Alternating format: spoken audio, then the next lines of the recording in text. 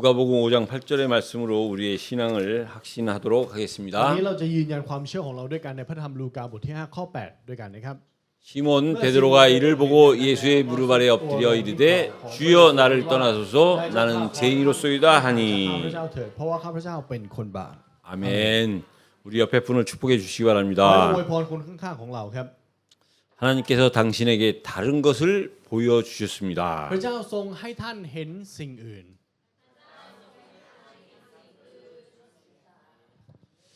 오늘 베드로가요 자기를 찾아오신 주님께 관심을 가졌어요. ทุกท่านครับวันนี้เปโตรได้เห็นและสนใจถึงพระเยซูผู้ทรงเสด็จมาหาเขา 어떻게 베드로가 주님을 처음 뵀는데 관심을 가질 수가 있을까요? แล้วทุกท่านคิดเห็นยังไงครับว่าทำไมเปโตรถึงสามารถให้ความสนใจกับองค์พระผู้เป็นเจ้าที่เสด็จมาหาเขาได้ 이유는 하나입니다. เหตุผลมีเพียงอย่างเดียวครับ 베드로에게 보여진 그 예수님이 다른 사람과 달랐던 거예요. พระเยซูที่เปโตรมองเห็นนั้นแตกต่างจากผู้อื่นครับ 뭔가 근본적인 것이 달랐던 거예요. คือพื้นฐานหรือรากฐานนั้นแตกต่าง 그것이 깨달아지니까 죄인임을 고백할 수밖에 없었던 และ 거예요. เปโตรที่เห็นในสิ่งที่แตกต่างนั้นเขาจึงสารภาพออกมาครับว่าเขาเป็นคนบาป 마찬가지로 저와 여러분들이요. เช่นเดียวกันครับทุกท่านสำหรับเราแล้วนะครับ 어느 날 우리 귀에 วันหนึ่ง 세상 사람들과 다른 예수님의 그 사실이 우리에게 들려진 เรา 거예요. ได้ยินในความจริงที่แตกต่างของโลกที่เกี่ยวข้องกับพระเยซูครับ 그래서 우리도 모르게 관심이 가진 เพราะฉะ 겁니다. นั้นโดยที่เราไม่รู้ตัวเราจึงเกิดความสนใจ 사실은 하나님이 예수님을 보내신 거고 그 예수님의 말씀을 우리로 하여금 듣게 하신 거지요. ความเป็นจริงคือพระเจ้าเป็นผู้ที่ส่งพระเยซูคริสต์มา และให้เราได้ยินเรื่องราวของพระเยซูคริสต์องค์นั้น 그래서 여러분들이 죄인임을 고백하는 것은 근본을 깨닫기 시작한 เพราะฉะ 겁니다. นั้นการที่เราสารภาพได้ว่าเราเป็นคนบาปนั่นคือการที่เราตระหนักถึงพื้นฐานครับ 이것이요 은혜로만 가능한 일이에요. เป็นไปได้โดยพระคุณเท่านั้น 그래서 우리는 그 은혜로 날마다 새로운 시작을 하는 เรา 겁니다. จึงดำเนินชีวิตโดยเริ่มต้นใหม่ในทุกๆวันโดยพระคุณในเรื่องนี้ครับ 오늘 사랑하는 까닭이라는 제목의 말씀을 가지고 말씀을 나누도록 วัน 하겠습니다. นี้เราจะแบ่งปันพระวจนะโดยหัวข้อเพราะรักครับ 여러분 우리가 이 땅에서 날마다 하루하루를 살아가고 ทุ 있지요. กท่านครับในการดำเนินชีวิตในโลกใบนี้เรากำลังใช้ชีวิตในแต่ละวันถูกไหมครับ 근데 우리 기독교는요 แต่ว่าคริสเตียนเรานะครับ 이 땅의 평범한 문제를 가지고 이야기하는 것이 아닙니다. ไม่ได้พูดถึงปัญหาทั่วไปในแผ่นดินโลกครับ 세상이 이야기하지 않는 것을 이야기하는 거예요. คริสเตียนกำลังพูดถึงสิ่งที่โลกใบนี้ไม่พูดถึง 세상이 듣지 못하고 외면한 것들에 대한 것에 대한 얘기예요. แล้วก็พูดถึงเรื่องราวที่คนในโลกเมินเฉยหรือไม่สนใจ 그래서 첫째로 우리가 기본적으로 세 가지만 말씀을 เพ 드리면요. ราะฉะนั้นในบทนำนี้ขอพูดถึง3สิ่งนี้ด้วยกันครับ 우리가 이 땅에 산다는 것은 남자와 여자로 살아가는 거예요. ทุกท่านครับการที่เราใช้ชีวิตบนแผ่นดินนี้ เป็นการที่เราดำเนินชีวิตเป็นผู้ชายและเป็นผู้หญิง 하나님은 사람을 창조하셨는데 하나님의 형상대로 지으셨고 남자와 여자로 지으셨어요. พระเจ้าทรงสร้างมนุษย์และทรงสร้างมนุษย์ตามพระฉายาของพระเจ้าและสร้างให้เป็นชายและหญิง 그래서 우리는 남자는 남자로 살아야 되고 여자는 여자로 살아야 되는 เพราะ 거예요. ฉะนั้นชายต้องดำเนินชีวิตเป็นชายและหญิงต้องดำเนินชีวิตเป็นหญิงครับ 저와 여러분들이 선택한 것이 아니라 태어나 보니까 남자였고 태어나 보니까 여자였어요. เราไม่ได้เลือกเองเราเกิดมาเราก็เป็นผู้ชาย เราเกิดมาเราก็เป็นผู้หญิงไปแล้ว 그게 창조주 하나님의 창조 질서입니다. นั่นคือระเบียบการทรงสร้างขององค์พระผู้สร้างครับ 그래서 남자가 남자로 살아야지 남자가 여자로 살고 여자가 여자로 살아야 되는데 여자가 남자로 산다는 거는 질서가 무너지는 เพ 거예요. ราะฉะนั้นการที่ชายที่เกิดมาเป็นชายใช้ชีวิตเป็นหญิง และหญิงที่เกิดมาเป็นหญิงนั้นใช้ชีวิตเป็นชาย มันคือการที่ระเบียบนั้นถูกทำลาย 그래서 그 질서가 무너진 사람을 누구한테 맡겼느냐? 그 질서를 아는 사람한테 맡긴 เนี่ย 겁니다. พระเจ้ามอบฝากเราผู้คนที่ระเบียบถูกทำลายไว้กับใคร ไว้กับคนที่ได้รับการลื้อฟื้นระเบียบนี้ครับ 그래서 저와 여러분들은 사람을 알아야 되고 남자 여자에 대해서 알아야 돼요. เพราะฉะนั้นเราจึงจำเป็นที่ต้องรู้จักถึงมนุษย์และรู้จักถึงชายและหญิงครับ 여러분 남자 여자는 전부 ทุก 사람입니다. ท่านครับชายและหญิงก็ล้วนเป็นมนุษย์ 근데 남자와 여자는 다릅니다. แต่ชายและหญิงนั้นแตกต่างกันครับ 같은 사람이지만 남자와 여자로 나뉘어졌어요. เป็นมนุษย์เหมือนกันแต่ถูกแยกเป็นชายและหญิง 그래서 달라요. ก็เลยแตกต่างครับ 근데 사람이라는 것 이유로 같아요. แต่เพราะเป็นมนุษย์เหมือนกันจึงเหมือนกันครับ 그래서 하나님은 인간을 창조하시기 전에 먼저 빛과 어둠을 지으신 거예요. เพราะฉะนั้นนั่นจึงเป็นเหตุผลที่ว่าก่อนที่พระเจ้าจะทรงสร้างมนุษย์พระเจ้าทรงสร้างความสว่างและความมืดก่อน 낮과 밤을 나누신 และ 겁니다. ทรงแยกกลางวันและกลางคืน 하늘과 땅을 창조하신 거지요. และพระองค์ทรงสร้างฟ้าและแผ่นดิน 여러분 빛과 어둠이 같습니까? 다르지요. ทุกท่านครับความสว่างและความมืดเหมือนกันไหมครับแตกต่างครับ 근데 조화를 이루어서 하나가 돼야 แต่ว่า 돼요. ต้องเป็นกลมกลืนเป็นอันหนึ่งอันเดียวกัน 빛만 있고 어둠이 없다. ถ้ามีแค่ความสว่างและไม่มีความมืด 저와 여러분들은 주무실 때 눈에 안대를 끼고 자야 ในเวลา 돼요. กลางคืนในเวลาที่เราจะนอนนะครับถ้ามีแค่ความสว่างอย่างเดียว เราต้องเอาที่ปิดตามาปิดครับ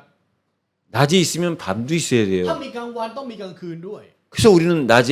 일하고 밤에 쉬는 นั่น 겁니다. จึงเป็นเหตุผลที่กลางวันเราทำงานกลางคืนเราพักผ่อนครับ 하늘은 땅을 필요로 하고 땅은 하늘을 필요로 하는 거예요. ฟ้าจำเป็นต้องมีแผ่นดินและแผ่นดินจำเป็นที่จะต้องมีฟ้าครับ 남자는 여자와 함께하고 여자는 남자와 함께 같이 조화를 이루어서 살아가는 ชาย 겁니다. ต้องอยู่ร่วมกับหญิงและหญิงต้องอยู่ร่วมกับชายและเป็นอันหนึ่งอันเดียวกัน 남자와 여자는 다르다니까요. ชายและหญิงแตกต่างกันนะครับ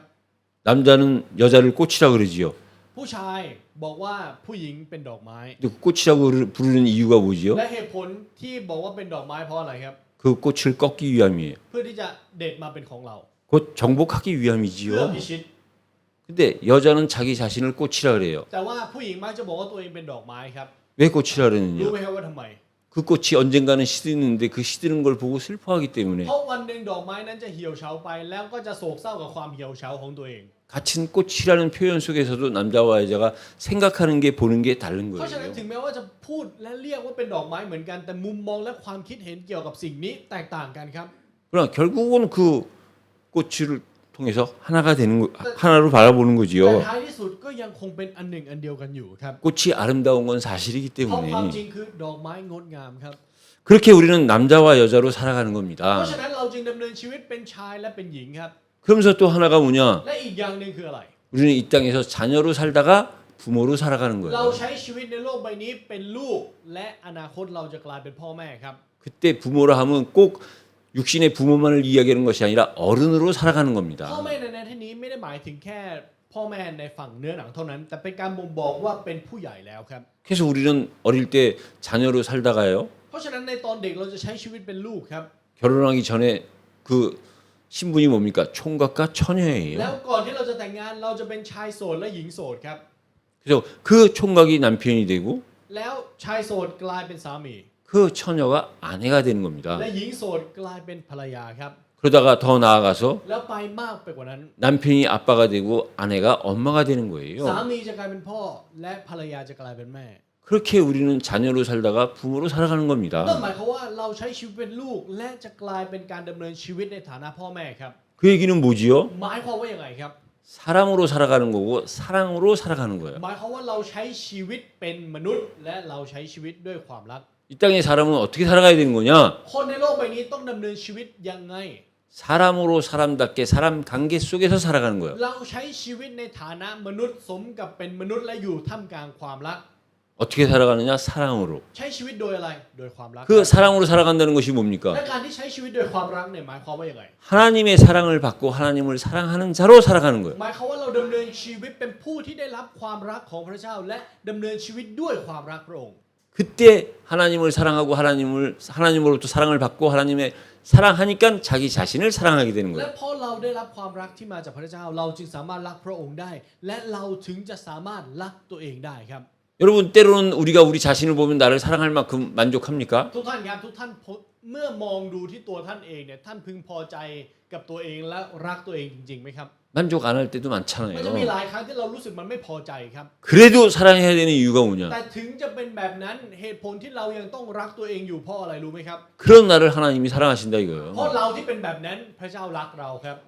그래서 우리가 그 하나님을 사랑하고 เราจึงรักพระเจ้า 나를 사랑하다 보니까 และเพราะเรารักตัวเอง 나와 관계되는 사람, 내 주변의 사람을 사랑하게 되는 เรา 거예요. จึงสามารถรักคนที่อยู่รอบข้างเราและมีความสัมพันธ์กับเราได้ 그래서 여러분 사랑은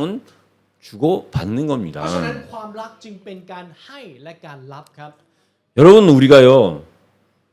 나 자신을 사랑한다는 것이 굉장히 ทุก 중요해요. ท่านครับคำว่ารักตัวเองเนี่ยสำคัญมากนะครับ 다른 사람이 나를 좋아한다? การที่คนอื่นชอบเรา 다른 사람이 나를 사랑한다? หรือคนอื่นรักเรา 한두 사람이지 많은 사람이 나를 좋아할 리도 사랑할 리도 없습니다. เป็นที่คนสองคนครับเพราะมันไม่มีเหตุผลที่คนมากมายจะรักเราและชอบเรา 더군다나 많은 사람들이 나를 존중하지도 แล้ว 않습니다. มากไปกว่านั้นไม่ได้มีคนมากมายให้เกียรติเราด้วยครับ 근데 우리가 많은 사람으로부터 언제 나를 좋아하고 나를 사랑하고 나를 존중하게 할 수 있느냐? แล้วเราจะให้ผู้คนมากมายรักเราชอบเราและให้เกียรติเราได้ยังไง 내가 하나님의 사랑을 받고 내가 나를 사랑할 때예요. คือในตอนที่เรารับความรักของพระเจ้าและเรารักตัวเองครับ 그래서 여러분들이 거울을 보는 그때 เพราะฉะนั้นในเวลานั้นที่ทุกท่านส่องกระจกเห็นหน้าตัวเอง 여러분들은 자신을 보고 여러분들을 사랑해야 되는데 어떻게 사랑해야 되느냐? 반드시 사랑해야 ทุกท่านต้อง 돼요. รักตัวเองแต่รักตัวเองยังไงรักตัวเองแบบแน่นอนครับ 오늘 이 사실을 말씀을 통해서 더 확인해 보도록 งั้นเรา 하겠습니다. จะยืนยันความจริงในเรื่องเราเหล่านี้โดยผ่านพระวจนะในเนื้อหาด้วยกันนะครับ 오늘 29장 본문의 내용은요. ข้อพระวจนะในบทที่ 29 นะครับ 야곱이 하나님을 고백한 후에 하란으로 떠나는 장면으로부터 시작되는 거예요. เริ่มต้นจากฉากที่ยาโคบเนี่ยได้พบกับพระเจ้าและไปสู่ฮาราน 그 하란에 이르러서 และพอไปถึงฮารานแล้ว 라헬을 만나고 외삼촌 라반을 만나는 ได้ 거예요. เจอกับราเชลและได้เจอกับลุงของเขาที่ชื่อว่าลาบัน 그리고 거기서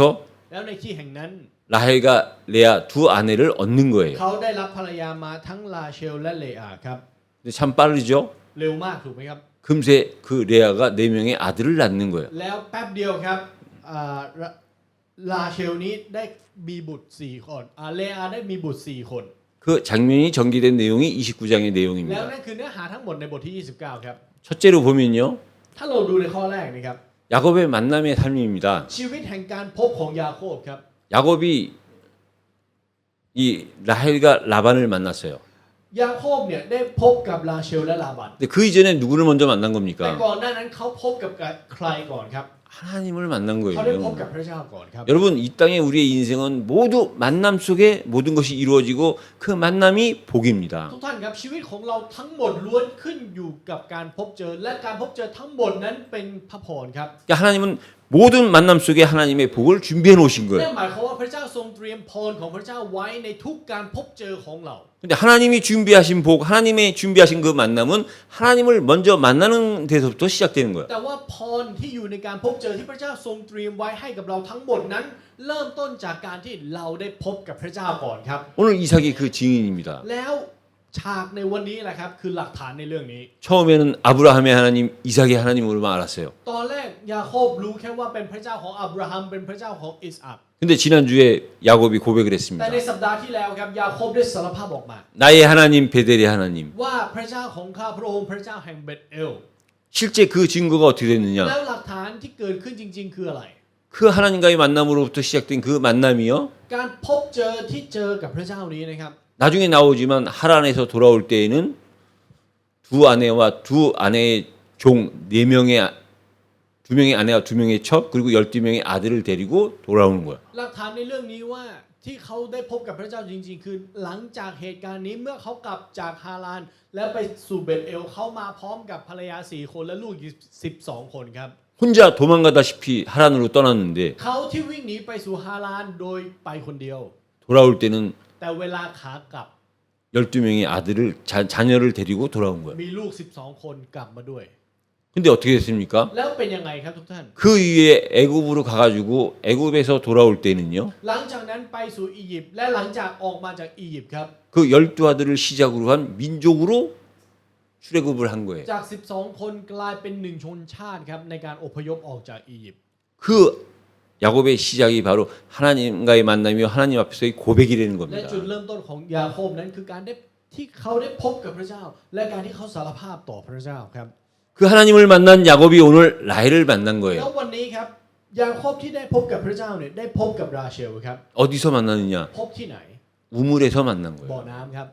여러분 성경에서의 우물은 생명이라 ทุก 했습니다. ท่านครับเหมือนกับที่เคยพูดไปนะครับว่าบ่อน้ำในพระคัมภีร์เนี่ยเป็นการบ่งบอกถึงชีวิต 저와 여러분들이 하나님의 만남이 있었다면 우리가 이 땅에서의 모든 만남은요 생명 안에서의 만남이 돼야 นั่นหมายความ 돼요. ว่าถ้าเราได้พบกับพระเจ้าแล้วทุกการพบเจอของเราในการดำเนินชีวิตนั้น ต้องเป็นการพบเจอที่อยู่ในชีวิตครับ 그리고 이제 누구를 만나느냐? 라반을 만난 거예요. และหลังจากนั้นเขาได้พบกับลาบานครับ 라반이 누굽니까? ลาบานคือใครครับ 원래는 외삼촌이었어요. จริงๆเขาเป็นลุงครับ 근데 나중에 여러분들이 아시다시피 장인이 되는 แต่เหมื 거예요. อนกับที่ทุกท่านทราบกันดีภายหลังเขาจะกลายเป็นพ่อตาครับ 근데 이제 이 라반을 만나면서부터 또 많은 사건이 전개가 되는 แล้ว 겁니다. หลังจากที่ได้พบกับลาบันก็เกิดเหตุการณ์ต่างๆ มากมายในชีวิตของเขา 그래서 이 만남을 통해서요. เพราะฉะนั้นโดยผ่านการพบนี้นะครับ 오늘 야곱이 라헬과 레아의 레아 두 여자를 아내로 만든 거예요. ยาโคบได้รับเลอาและลาเชลมาเป็นภรรยาของตัวเอง 다시 한번 말씀드리지만 그때 당시의 시대적인 상황으로는 남자가 여러 아내를 얻는 것은 그렇게 크게 문제가 안 되던 พูด 시대예요. อีกครั้งหนึ่งนะครับยุคสมัยนั้นเป็นยุคสมัยที่ผู้ชายมีภรรยาหลายคนไม่เป็นปัญหานะครับในยุคนั้น 그때 이 야곱이 라헬을 보고 라반 외삼촌 라반과의 대화 속에 뭐라고 얘기를 했습니까? แล้วในการสนทนาระหว่างยาโคบกับลาบันครับหลังจากที่เขาได้พบกับลาเชลเนี่ยเขาได้พูดกับลาบันว่ายังไง 이 라헬을 위해서 7년 동안 그 외삼촌의 일을 도와준다 그랬어요. เขาบอกว่าเขาจะยอมปฏิบัติทุกทำงานกับลุงเพื่อลาเชล7 ปี 그래서 그 라헬과 결혼하기 위해서 7년을 외삼촌과 약속을 한 เพ 거예요. ราะฉะนั้นเขาสัญญากับลุงของเขาครับเพื่อที่จะได้ลาเชลมาเป็นภรรยาของเขาจะทำงาน7 ปี 근데 결과적으로는 어떻게 แต่ 됐느냐? ผลลัพธ์เป็นยังไงครับ 처음 7년은 라헬을 위해서였는데 사실은 레아 때문에 그렇게 된 거지요. 7 ปีแรกทำงานเพื่อลาเชลแต่สุดท้ายมันกลายเป็นเพราะเลอาไปแล้วครับ 라헬을 얻기 위해서 투자를 했는데 그 외삼촌 라반이 속여서 레아를 먼저 아내로 받아들인 거지요. ลงทุนไปเพื่อลาเชลแต่ลุงของเขาที่ชื่อลาบันนั้นกลับให้เลอามาก่อน 근데 이 라반에게 야곱이 속은 그 내용을 보면요. แต่ว่าถ้าเราดูเนื้อหาที่ยาโคบถูกลาบันหลอกนะครับ 자신이 이 하란에 오기 전에 자기의 집에서 자기 어머니 리브가와 같이 아버지 이삭을 속인 것과 비슷해요. มีความคล้ายกันกับการที่ยาโคบกับเลเบคาที่เป็นแม่ของเขาทำการหลอกอิสอัคที่เป็นพ่อเขา 그러니까 어머니와 아들이 합작을 해서 아버지를 속였어요. เหมือนกับที่ลูกและแม่รวมหัวกันหลอกพ่อ 그 속였던 그 본인이 상대의 아버지와 딸에게 똑같은 방법으로 이 속임을 당하는 거예요. และผู้ที่เคยหลอกผู้อื่นกับถูกหลอกในรูปแบบเดียวกันโดยผ่านคุณพ่อและลูกสาวของเขา 여러분 ทุกท่านครับ 여기서 우리가 분명히 이해해야 되고 봐야 될 것은 뭐냐면요. สิ่งที่เราต้องเรียนรู้แล้วต้องเข้าใจในส่วนนี้คืออะไรรู้ไหมครับ 인생은 돌고 돈 되는 겁니다. ชีวิตมันจะวนแล้ววนอีกครับ 인생은 뿌리면 뿌린 대로 걷는 거고 심으면 심는 대로 걷는다는 거예요. ชีวิตหวานอะไรจะได้สิ่งนั้นปลูกอะไรจะได้สิ่งนั้นเช่นกันครับ 어렸을 때 야곱이 어머니의 말에 따라서 아버지를 속인 그것이 어른이 돼서 다른 사람에게 똑같이 속임을 당한다는 거예요. สิ่งที่ยาโคบทำในตอนเด็กที่หลอกพ่อของเขาโดยผ่านร่วมกับแม่ของเขาเขาก็ถูกกระทำแบบนั้นเช่นกันในตอนที่เขากลายเป็นผู้ใหญ่แล้วครับ 물론 핑계는 있죠. แน่นอนครับว่ามันมีข้ออ้างที่ดี 외삼촌 라반이라는 사람이 조카 야곱에게 뭐라고 핑계를 댔느냐? ลาบันอ้างยังไงครับกับยาโคบ 우리 지방에는 언니가 먼저 시집을 가야 된다. บอกว่าในธรรมเนียมของเรานั้นบุตรหัวปีต้องไปก่อน 근데 우리는 그걸 핑계요 변명이라고 얘기를 และเรา 하지요. ก็จะเรียกสิ่งนี้แหละครับว่าข้ออ้าง 그럼 그 얘기를 미리 사전에 해줬어야지요. งั้นถ้ามันคือประเพณีจริง ๆ ก็ต้องบอกกับยาโคบล่วงหน้า 그래서 라헬을 위해서 7년을 희생하려고 했던 그 야곱이 이제 진짜 다시 라헬 때문에 7년을 더 고생을 하는 거예요. และหลังจากที่เขาผ่านมา7 ปีครับและเพื่อลาเชลเขายอมเสียเวลาอีก7 ปีครับ 그 합치면 14년을 라헬을 얻기 위해서 투자를 한 นั่น 겁니다. หมายความว่าเขาลงทุน14 ปีเพื่อลาเชลครับ 여기서 우리는 야곱의 그 심성을 알 수가 있는 거지요. ในนี้เราสามารถรู้จักถึงนิสัยของยาโคบได้ครับ 자기가 원하는 것을 쟁취하기 위해서는 เพื่อที่เขาจะได้ในสิ่งที่เขาต้องการ 14년을 하루같이 하는 그런 열정이 있고 욕심이 있는 거죠. เขามีความเล่าร้อนที่14 ปีเป็นเหมือนเพียง1 วัน 그 증거는 뭐냐? หลักฐานในเรื่องนี้คืออะไรรู้ไหมครับ 그 열정은 어디서 나오는 거냐? ความเล่าร้อนของเขามาจากไหนรู้ไหมครับ 사랑이지요. มาจากความรักครับ 여러분 사랑하면은 다른 것이 안 보이는 ท่านครั 거예요. บถ้าเรารักนะครับเราจะมองไม่เห็นสิ่งอื่น 제가 어렸을 때 ในตอนอาจารย์หนุ่มนะครับ 돌아가셨지만 저희 이후 12살 차이 난 형이 있었는데요. มีตอนนี้เสียชีวิตไปแล้วนะครับ แต่ว่ามีพี่ชายอาจารย์ที่อายุห่างกับอาจารย์ใน12 ปี 어느 날 저를 데려가더라고요. วันหนึ่งพาอาจารย์ไป 약간 시간이 좀 저녁 한 7시나 8시 정도 됐을 것 같은데 ช่วง 그때 เวลา 저를 데려가는 ประ 거예요. มาณทุ่ม2 ทุ่มเนี่ยแหละครับแต่ว่าลากอาจารย์ไป 데려가 가지고는 뭘 했느냐? พาไปแล้วพาไปไหนรู้ไหมครับ 어느 집 밑에서 조그만 돌멩이를 짓더라고요. ก็พาไปที่บ้านหลังหนึ่งนะครับแล้วก็หยิบหินเล็กๆมาก้อนหนึ่ง 그러면서 돌을 던지는 거예요. แล้วก็โยนหินนั้นเข้าไปในบ้าน 그러니까 창가 있는 데로 던진 ที่ 거예요. มีหน้าต่างอะครับ 누구한테 던졌느냐? โยนให้ใคร 그 형님이 사귀고 있던 여자의 집에 찾아간 거예요. โยนก็คือไปหาแฟนพี่นะครับ 지금 같으면 그냥 전화로 하면 ถ้าเป็น 되는데 ยุคนี้คือโทรไปก็จบ 당시는 연락할 길이 แต่ 없었던 ว่า 거예요. ยุคนั้นมันติดต่อกันไม่ได้ครับ 그러니까 보고 싶으니까 ก็ 찾아갔는데 เลยคิดถึงก็เลยไปหา 뭐 부모님 그때 당시는 허락이 굉장히 힘든 และ 때였으니까 ยุคสมัยนั้นมันการคบหากันและได้รับการยอมรับจากพ่อแม่เนี่ยมันเป็นเรื่องที่ยากมาก 둘만의 표시로 돌멩이를 던진 ก็ 거예요. เลยเป็นสัญลักษณ์ของคนสองคนก็คือโยนหินใส่หน้าต่าง 그럼 저는 왜 데려갔느냐? งั้นอาจารย์ไปด้วยทำไม 혹시 잘못되면 둘이 같이 있으면 좀 ก็ 안전하니까 คือถ้ามันมีเหตุการณ์อะไรเกิดขึ้น ถ้ามีสองคนก็ปลอดภัยกว่า 사랑하면 동생도 안 보이는 นั่น 거예요. หมายความว่าถ้ามีความรักนะครับ น้องชายก็ไม่มีครับ 그게 사랑하면 그런 거예요. คือถ้ารักมันจะเป็นแบบนั้น 그래서 이 야곱이 라헬을 사랑하니까 เพราะฉะนั้นพ่อยาโคบเนี่ยรักราเชลมาก 사랑하는 건 좋은데 รักอะดีนะครับ 하나님보다 더 사랑한 แต่ 겁니다. ประเด็นคือเขารักมากกว่าพระเจ้า 그래서 결국은요, แล้วท้ายที่สุดครับ 자기가 좋아하는 여자를 사랑하되 그 하나님보다 그 여자를 더 사랑하는 건 결국은 자기 자신을 사랑하는 거예요. การที่เขารักผู้หญิงคนนี้มากกว่ารักพระเจ้า ท้ายที่สุดสิ่งนี้มันคือการรักตัวเองครับทำเพื่อตัวเองครับ 그렇게 해서 결론은 두 아내를 얻게 되지요. แล้วผลสรุปก็คือเขาได้ภรรยาสองคน 근데 그 이후에 แต่หลังจากนั้นนะครับ 그 오늘 본문은 20절까지만 읽었었는데요. วันนี้เราอ่านไปถึงแค่ข้อที่ 20 นะครับ 그 이후의 내용은 뭐냐? แต่ว่าเนื้อหาหลังจากข้อที่ 20 เป็นต้นไปเนี่ยคืออะไร 정작 자녀는 라헬이 아닌 레아로부터 내 아들을 얻는 장면으로 29장이 끝나는 거예요. บทที่ 29 จบลงโดยฉากที่เลอานะครับได้รับบุตร 4 คน ไม่ใช่ลาเชลที่ยาโคบรับ 그래서요, 라헬이라는 여자는 야곱으로부터 사랑은 받았지만 자녀를 얻지 못했어요. เพราะฉะนั้นลาเชลนะครับได้รับความรักของยาโคบแต่ว่าไม่มีบุตร 반면에 레아는 야곱으로부터 미움을 받았어요. แต่กลับกันเลอาถูกยาโคบเกลียดชังด้วยครับ 여러분 야곱의 입장에서는 레아가 밉지 เพราะว่า 않겠습니까? ในมุมของยาโคบเลอาก็น่ารังเกียจครับ 자기를 속인 외삼촌 라반도 밉지만 แน่นอนว่าเขาคงรังเกียจลาบันที่หลอกเขาที่เป็นคุณลุง 거기에 같이 동조 마음을 같이 한 레아도 미울 수밖에 없지요. แต่คนที่เห็นร่วมกับเหตุการณ์ของลาบันเขาก็ต้องรังเกียจครับ 그래서 레아는 야곱으로부터 미움을 받았어요. งั้นเลอาจึงได้รับความรังเกียจจาก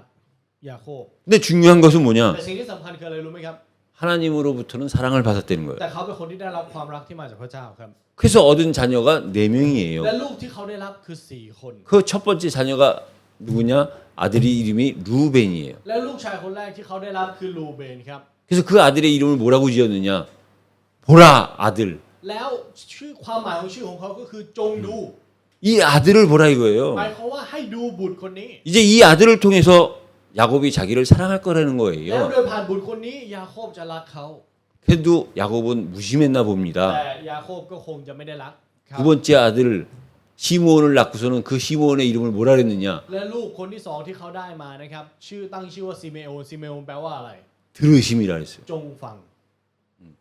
봐도 깨닫지 못하니까 이제 들으라는 거예요. เพราะเห็นแล้วก็ไม่รู้ก็ให้ฟัง 그래도 시므온 때까지도 야곱이 마음을 주지 และ 않는 จน 거예요. ถึงซิเมโอนนี้ยาโคบก็ยังไม่เปิดใจครับ 세 번째 아이를 แล้ว 낳았어요. ก็ได้ลูกคนที่สามมาครับ 그 이름이 레위예요. ชื่อของเขาคือเลวีครับ 그 뜻은 뭐냐? 연합하다, 애착하다. ความหมายคือการเป็นหนึ่งเดียวกัน 이제 이 아들을 얻음으로 이제 야곱과 연합하고 서로 사랑하는 애착 관계가 될 거라고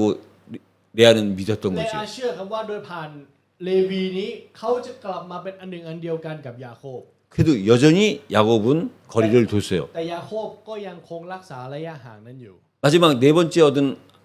아들의 이름이 뭐냐? 유다입니다. และลูกคนที่สี่ชื่อว่ายูดาห์ครับ 그 유다의 뜻은 찬양이라는 ความ 뜻이에요. หมายของยูดาห์คือสรรเสริญครับ 레아가 그 유다를 끝으로 생산을 멈췄다고 성경은 이야기하고 แล้วพระ 있어요. คัมภีร์ก็พูดแบบนี้ครับว่าเลอาหยุดการมีบุตรโดยผ่านลูกคนที่สี่อย่างยูดาห์ 여자로서는 생산을 멈추는 그런 아쉬움이 있는데 그때가 바로 하나님이 야곱의 마음을 열어준 거예요. และในเวลานั้นแหละครับที่มีความเจ็บปวดในด้านของการเป็นผู้หญิงที่ไม่สามารถมีบุตรต่อได้ แต่พระเจ้าก็ทรงเติมให้ด้วยความรักของยาโคบครับ 그래서요 많은 사람들이 야곱을 얘기할 때 라헬을 얘기하지만 เพราะฉะนั้นผู้คนมากมายเวลาพูดถึงเรื่องของยาโคบเขาจะพูดถึงลาเชลนะครับ 실제 성경의 기록으로 보면요 แต่ว่าถ้าเราดูในบันทึกของพระคัมภีร์จริงๆนะครับ 라헬은 베냐민을 낳다가 죽지만 แน่นอนว่าลาเชลนั้นเสียชีวิตตอนคลอดเบนจามิน 레아는 오랜 삶을 살다가 그 죽음에 어디로 들어갔냐? 그 아브라함의 열조 속으로 들어갔어요. แต่ว่าความตายของเลอานะครับจบลงด้วยการฝังร่วมกับอับราฮัม 그래서 성경에서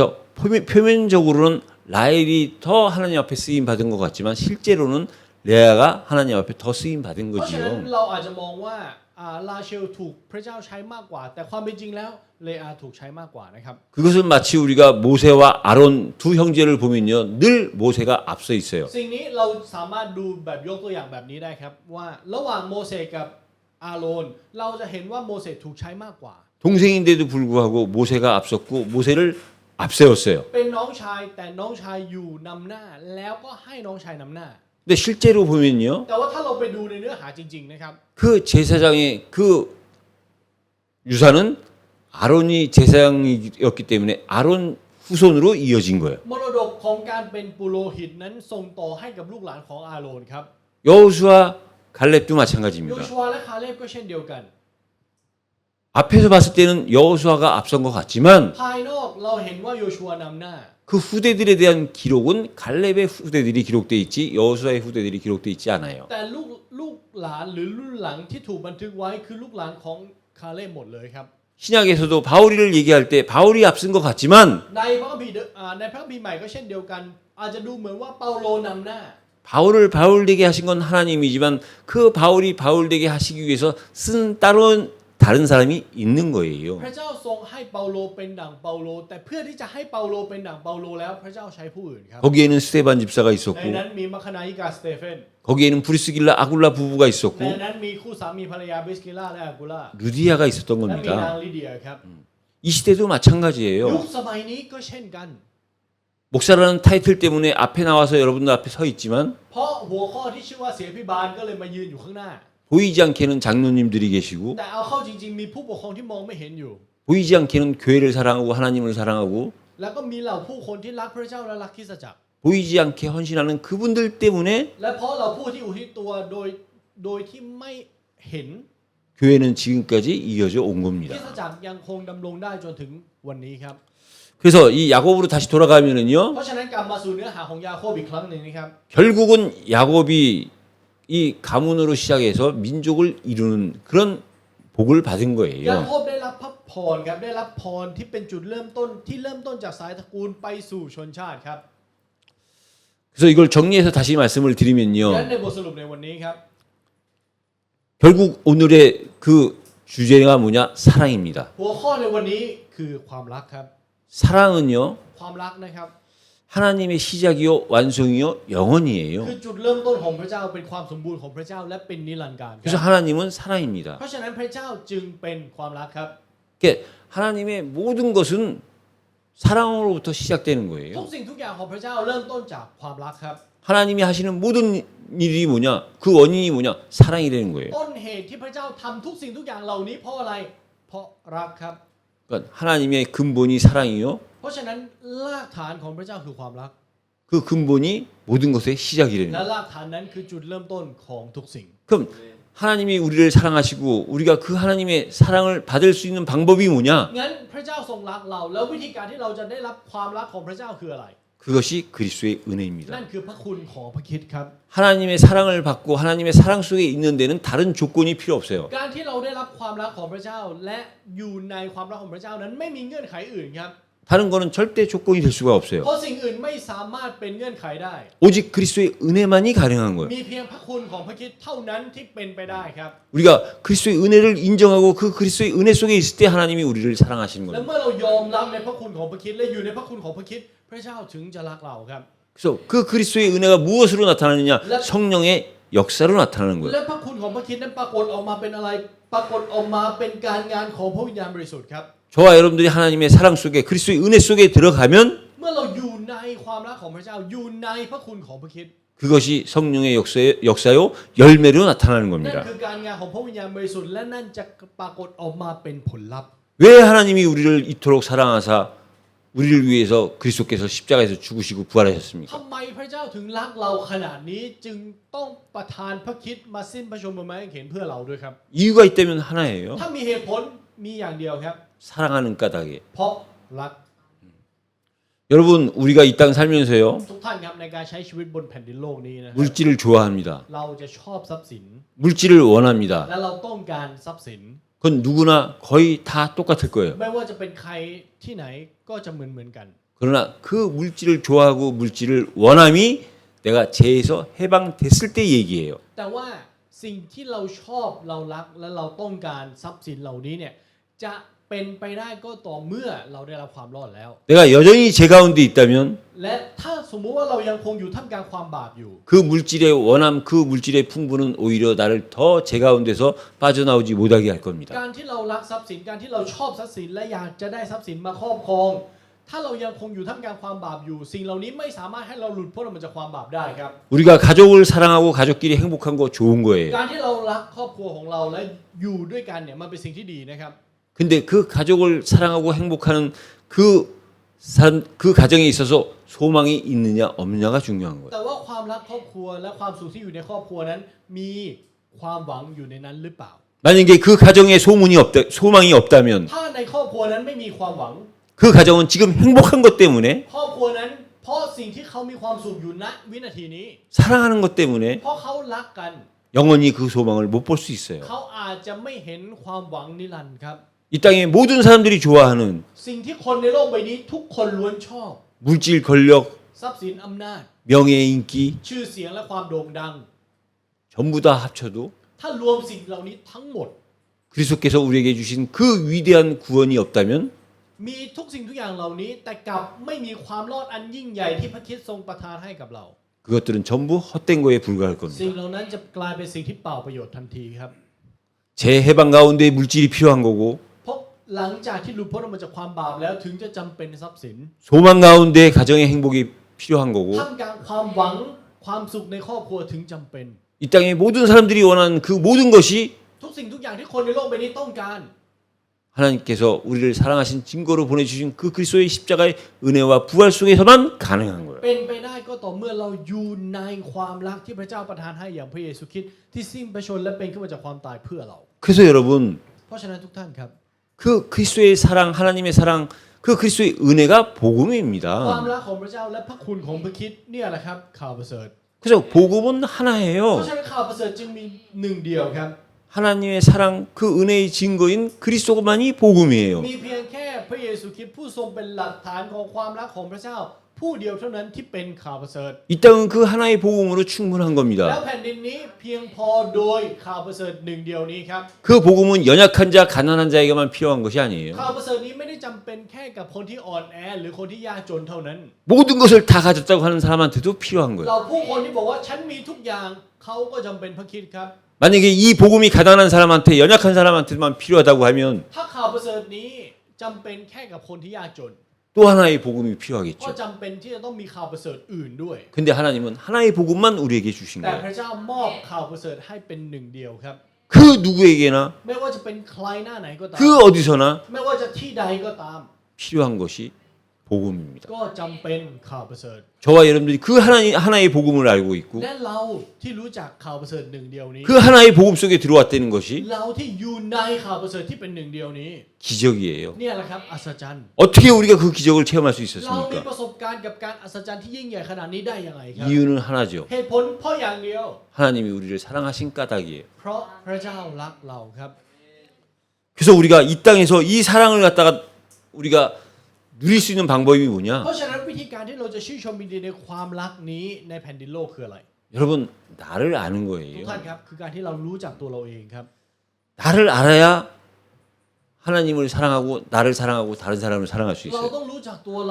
ราถึงจะรักพระเจ้ารักตัวเองและรักเพื่อนบ้านได้ 나를 아는 만큼 사랑하는 겁니다. เท่ากับที่เรารู้จักตัวเองเราจะรักได้ครับ 내가 누굽니까? เราเป็นใครครับ 전에 เมื่อ 죄인이었어요. ก่อนเราเป็นคนบาป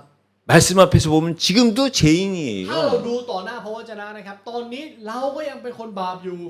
여전히 죄인일 수밖에 없는 내가 누군지를 알아야 하나님의 사랑을 알고 내가 내 자신을 사랑할 수 เรา 있다니까요. ต้องรู้จักตัวเราที่ยังคงเป็นคนบาปอยู่ครับ เราถึงจะรักพระเจ้าได้และรักตัวเองได้ 그래서 나 자신을 알고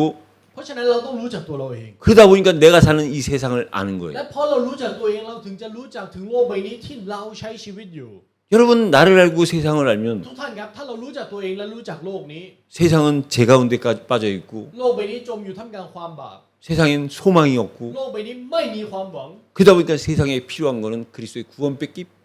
구원이 가장 필요한 거예요. เพราะฉะนั้นสิ่งที่จำเป็นที่สุดในโลกใบนี้จึงเป็นความรอดโดยผ่านองค์พระเยซูคริสต์ครับ 하나님이 나를 그렇게 믿게 하셔서 나를 사랑하시는 แล้ว 거고 พระเจ้าทรงให้เราเชื่อในเรื่องนี้ได้พระองค์จึงรักเรา 그 사랑을 받으니 하나님 옆에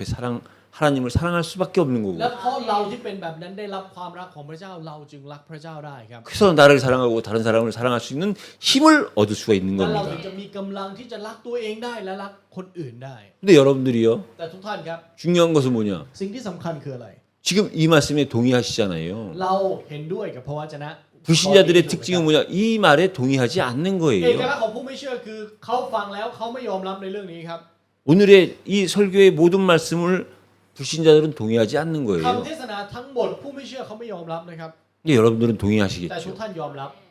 저도 동의합니다. อาจารย์ก็ยอมรับ 문제는 แต่ 뭐냐? ปัญหาคืออะไรรู้ไหมครับ 말씀을 듣고 이론적으로는 동의하는데 เราฟังพระวจนะเรายอมรับในด้านทฤษฎี 현실에 가서는 외면하고 แต่พอไปสู่ความเป็นจริงปุ๊บเราเมิน 현실 앞에서는 잊어버리는 거예요. ต่อหน้าความเป็นจริงเราลืม 그래서 우리는 นั่นจึงเป็นเหตุผลที่ 하나님은 우리에게 잊어버리지 않도록 외면하지 않도록 พระเจ้าให้เราไม่ลืมและไม่เมิน 전에는 아브라함으로 เมื่อก่อนพระ 전에는 เจ้าพูดโดยผ่าน 이삭으로 อับราฮัมตอน 오늘은 야곱으로 เมื่อก่อนพูดโดยผ่านอิสอัควันนี้พระเจ้าพูดกับเราโดยผ่านยาโคบ 다음에는 앞으로 올 요셉을 แล้ว 통해서 ในอนาคตพระเจ้าก็จะพูดกับเราโดยผ่านโยเซฟ 계속해서 우리에게 말씀하시는 พระเจ้า 거예요. ให้พระวจนะซ้ำๆกับเราครับ 우리 보러 사랑을 알고 사랑하라는 เพื่อ 거예요. ให้เรารู้จักความรักและรักคนอื่น 왜냐 이 땅의 모든 것은 다 사라지지만 사랑만 영원히 남기 เพราะ 때문에. ว่าทุกสิ่งทุกอย่างในโลกใบนี้จะถูกทำลายและหายไป แต่มีเพียงแค่ความรักเท่านั้นที่จะหลงเหลืออยู่ 그래서 오늘 우리가 야곱의 사랑을 보면서 이해해야 될 부분이 เพ 뭡니까? ราะฉะนั้นส่วนที่เราจำเป็นที่ต้องทำความเข้าใจโดยผ่านความรักของยาโคบคืออะไรครับ 여러분 사랑은 기다리는 ทุ 거예요. กท่านครับความรักคือการรอคอยครับ 야곱이 진짜 라헬을 사랑하니까 7년이 며칠 같았더라. เพราะยาโคบรักราเชล7 ปีเป็นเหมือนไม่กี่วัน 근데 여러분 แต่ทุกท่านครับ 우리가 기다리면서 얻은 사랑이지만 มันเป็นความรักที่เราได้รับโดยผ่านการรอคอย 그 사랑이 또 지나갑니다. แต่ความรักนั้นมันก็จะผ่านพ้นไปเช่นกันครับ 이 땅에서의 사랑은 결국 또 지나가게 돼 있어요. ความรักในแผ่นดินโลกท้ายที่สุดมันก็จะผ่านพ้นไป 중요한 건 แต่ 뭐냐? สิ่งที่สำคัญคืออะไรรู้ไหมครับ 그 사랑이 남겨져야 되는 거예요. คือความรักที่คงเหลืออยู่ครับ 그래서 우리는 날마다 하나님을 사랑하는 자의 삶을 살아야 돼요. เพราะฉะนั้นในทุกๆวันขอให้เราดำเนินชีวิตเป็นผู้ที่รักพระเจ้าครับ 우리가 어떻게 하나님을 사랑할 수 เรา 있느냐? รักพระเจ้าได้ยังไง 우리가 하나님으로부터 사랑을 받았기 때문에 가능한 거예요. เพราะเรารับความรักที่มาจากพระเจ้าแล้ว 우리가 하는 รักพระเจ้าได้ 우리가 하고자 하는 모든 일이 다른 이유가 아닌 사랑하기 때문이 되면 됩니다. ขอให้ทุกสิ่งทุกอย่างที่เราจะทำขอให้เหตุผลในการทำของเรานั้นคือคำว่าเพราะรักครับ 우리가 무슨 일을 하다가도 ไม่ว่าเราจะทำอะไรก็ตาม 설령 그 일이 잘못되고 실수했을 때에도 ถึงแม้ว่าสิ่งนั้นจะเกิดความผิดพลาดหรือล้มเหลวก็ตาม 우리가 이해하고 넘어갈 수 있는 이유가 있다면 사랑하기 때문에 เหตุผลที่เราเข้าใจและให้สิ่งเหล่านั้นมันผ่านไปได้เพราะรักครับ 어떻게 우리가 사랑하기 때문에 할 수 있느냐? เราทำเพราะรักได้ยังไงครับ 우리가 하나님으로부터 사랑을 받았기 เพราะเรา 때문이에요. รับความรักที่มาจากพระเจ้าแล้ว 그래서 우리는 받는 것이 เพราะฉะ 먼저입니다. นั้นของเราต้องรับก่อนครับ 우리는 먼저 줄 수 있는 능력이 เรา 없어요. ไม่มีความสามารถมากพอที่จะให้ก่อนที่เราจะรับได้ 그래서 우리는 하나님으로부터 사랑을 받아야 돼요. นั่นจึงเป็นเหตุผลที่เราต้องได้รับความรักที่มาจากพระเจ้าก่อน 그래서 하나님은 사랑이요. เพราะฉะนั้นพระเจ้าทรงเป็นความรัก 하나님은 날마다 우리에게 사랑을 주시기를 และ 원하시는 พระเจ้าทร 거예요. งต้องการที่จะมอบความรักของพระองค์ให้แก่เราในทุกๆวัน 여러분 이 땅에 하나님의 나라예요. ทุกท่านครับในแผ่นดินนี้ 저와 여러분들이 하나님의 나라에 들어온 자들이에요. เราเป็นผู้ที่เข้ามาอยู่ในแผ่นดินของพระเจ้า 하나님 나라에 들어갈 수 있는 방법이 งั้น 뭡니까? วิธีการที่เราจะเข้าไปอยู่ในแผ่นดินของพระเจ้าคืออะไรครับ 하나님의 나라에 들어갈 수 있는 방법이 사랑이요, 은혜예요. วิธีการคือความรักและพระคุณครับ 마찬가지로 우리가 다른 사람에게 하나님의 나라로 인도할 때 우리가 할 수 있는 것은 그 하나님의 사랑과 은혜가 우리를 통해서 전달되는 거예요. งั้นเช่นเดียวกันครับเหมือนกับที่เราเข้าไปในแผ่นดินของพระเจ้าโดยผ่านความรักและพระคุณ การที่เราจะนำผู้อื่นให้เข้าสู่แผ่นดินของพระเจ้า ก็เป็นไปได้โดยผ่านความรักและพระคุณเท่านั้น 여러분 이 땅에 하나님의 나라를 들어간 데 있어서 설득을 통해서 들어간 사람은 하나도 ทุก 없어요. ท่านครับไม่มีแม้แต่คนเดียวในโลกใบนี้ที่เข้าไปในแผ่นดินของพระเจ้า เพราะการเชิญ 우리가 다른 사람에게 복음을 전할 때 ตอนที่เราประกาศข่าวประเสริฐแก่ผู้อื่น 말에 앞서서 우리가 그리스도의 사랑을 체험한 자요, 그리스도의 은혜와 하나님의 사랑을 체험한 자로서 말하는 거예요. การที่เราพูดก่อนที่เราจะพูดเราพูดในฐานะที่เราได้รับความรักและได้รับพระคุณของพระคริสต์ครับ 그래서 저와 여러분들은 เพราะฉะนั้นสำหรับเราแล้วนะครับ 참된 신자, ขอให้เราเป็นผู้เชื่อที่แท้จริง 그 신자를 넘어서 아까 예배자가 되달라고 기도한 것 같은데요. เมื่อกี้เหมือนกับตัวแทนอธิษฐานนะครับว่าก่อนที่เราจะเป็นผู้ขอให้เราจะเป็นผู้นมัสการก่อนที่เราจะเป็นผู้เชื่อ 여러분 우리가 신자가 되고 예배자가 된다는 것은 어떤 ทุ 거냐? กท่านครับอะไรคือการบ่งบอกว่าเราเป็นผู้เชื่อและเรากลายเป็นผู้ที่นมัสการ 하나님의 말씀을 통해서요. คือโดยผ่านพระวจนะคำของพระเจ้าครับ 그 능력으로 그 말씀의 능력으로 말미암아 내가 죄인일 수밖에 없음이 고백되는 순간부터 시작이에요. จุดเริ่มต้นก็ตั้งแต่โดยผ่านพระวจนะคำของพระเจ้าเราได้ยอมรับจริง ๆ ว่าเราเป็นคนบาปนั่นคือจุดเริ่มต้นครับ 그래서 우리가 예배 드리기 전에 고백했던 내가 죄인으로서이다. 이것은요. 우리가 날마다의 우리의 시작이 돼야 돼요. เพราะฉะนั้นคำสารภาพที่เราสารภาพไปก่อนเริ่มพระวจนะนะครับที่ว่าข้าพระองค์เป็นคนบาปเนี่ยขอให้เป็นคำสารภาพในทุกๆวันของเรา 아니 나는 죄도 안 짓는데 왜 날마다 나를 죄인이라고 고백을 해야 됩니까? อาจจะมีคำถามแบบนี้ครับว่าเราไม่ได้ทำอะไรผิดและทำไมเราต้องสารภาพทุกวันว่าเราเป็นคนบาป 맞습니다. ใช่ครับ 눈에 보이기에는 우리가 죄 가운데 없을 수도 있어요. ในสายตาที่มองเห็นเราอาจจะไม่ได้ทำบาปจริงครับ 그러나 하나님의 말씀 앞에 보면 แต่ว่าถ้าเราดูโดยที่เรายืนอยู่ต่อหน้าพระวจนะนะครับ 날마다 나는 죄인 수밖에 없는 ทุก 거예요. วันเราจะเป็นคนบาปครับ 그게